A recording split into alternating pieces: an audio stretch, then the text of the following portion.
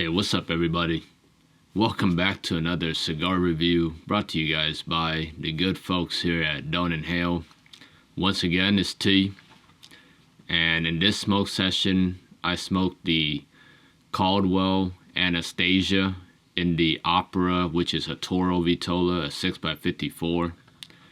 Right off the bat, man, I just want to say the band on this cigar features who I think is the most beautiful or lovely looking lady on a cigar band out there. You guys can see it in the B-roll, man. You know, really nice looking female over here, man. I don't even know who Anastasia is, like, hold on, let me just do the quick Googles real quick on who this fine lady is, man. Let's see. Anastasia cigar. Okay, Wikipedia, alright. So this is the Grand Duchess Anastasia Nikolaevna of Russia. Oh, okay, so she's the daughter of Tsar Nicholas II, which is why Caldwell also has the last Tsar cigar. She was born, let's see, June 18th, 1901, and she died at age 17. Oh, listen, man, forget what I said earlier about her being the, finest female I've ever seen on a cigar, man. Hey, can we cut that, y'all? Like, hey, come on, man, please, man. You like what you like. Nah, yeah, come on, man. Man, fuck, damn.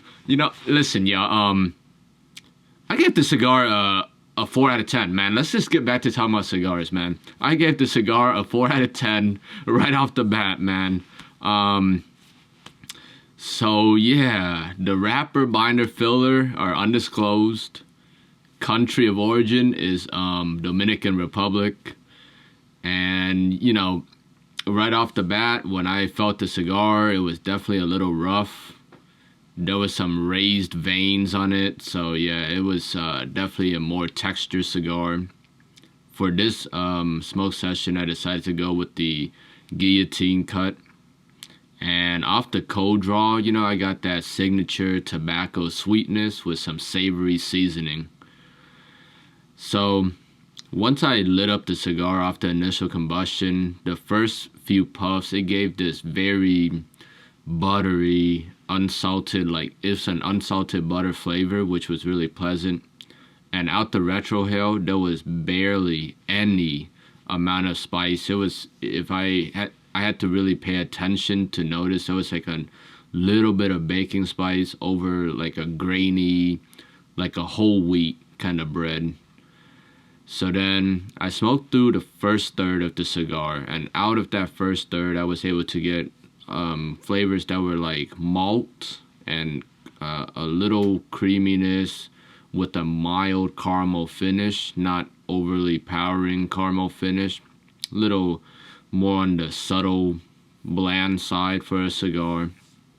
Off the retrohale, I got a very bland, again, that bready taste off the initial combustion, and there was barely noticeable baking spices. Again, probably the only cigar that I've retroed so far where it was the smoothest retrohale throughout.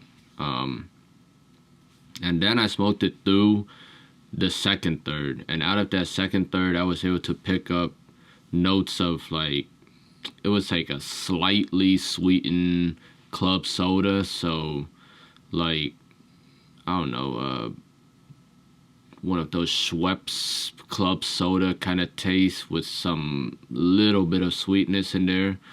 But on the finish was where this cigar, I think, had the strongest shine throughout the whole entire cigar. On the finish of the second third, sometimes I would get this vanilla birthday cake note, and that was the best like part. And I think this gave the second third the most points.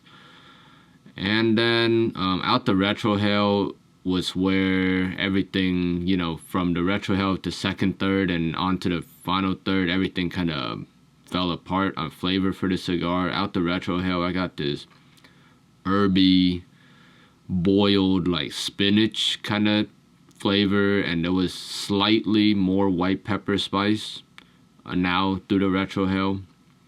Then we got down to the final third, and that final third, the entire time on the palate, I just got like a pennywort.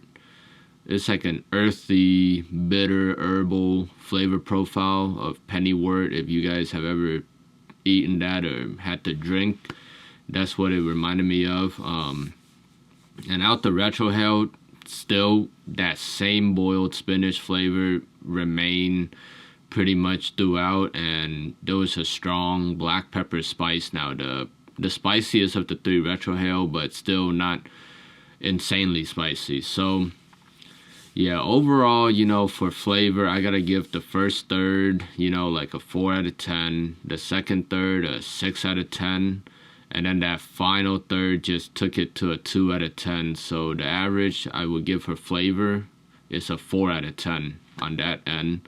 Construction wise, I gotta say it was a 6 out of 10.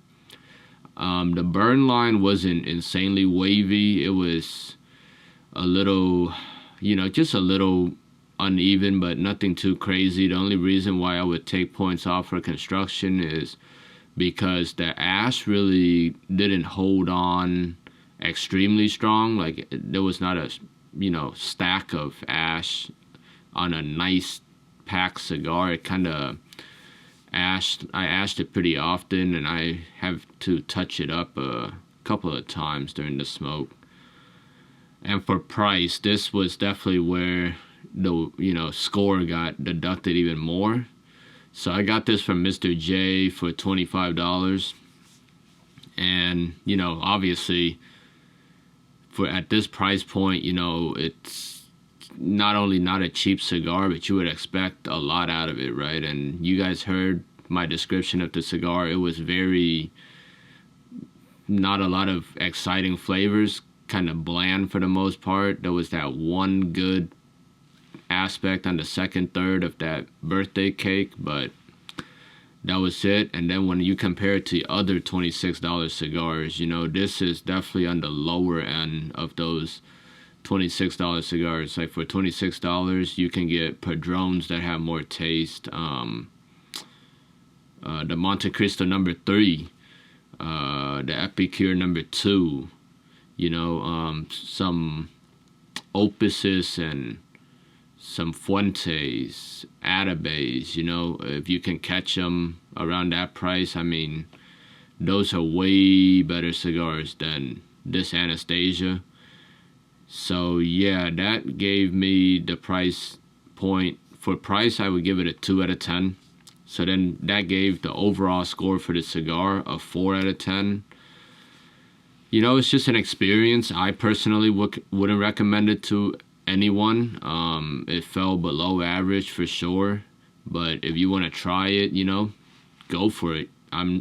We don't ever want to dissuade you guys from trying anything, because you guys might love this cigar. So it's just my personal opinion. The body of the cigar the whole time was mild, plus the smoke wasn't really like lingering on the palate. There was not a lot of exciting flavors. So yeah, mild plus. Strength was also very mild. Not a little buzz from this cigar for me. And the final smoking time, once again, I smoked the Opera Vitola, which is essentially a Dare Toro, a 6x54. If you're going to smoke this cigar, give yourself about 2 hours, maybe an hour 45, 2 hours around there. So just be prepared. But yeah, guys, once again, this has been a review of the Anastasia. And thank you for tuning in to our channel always, and thanks for your support. Until next time, you already know the drill. Don't inhale.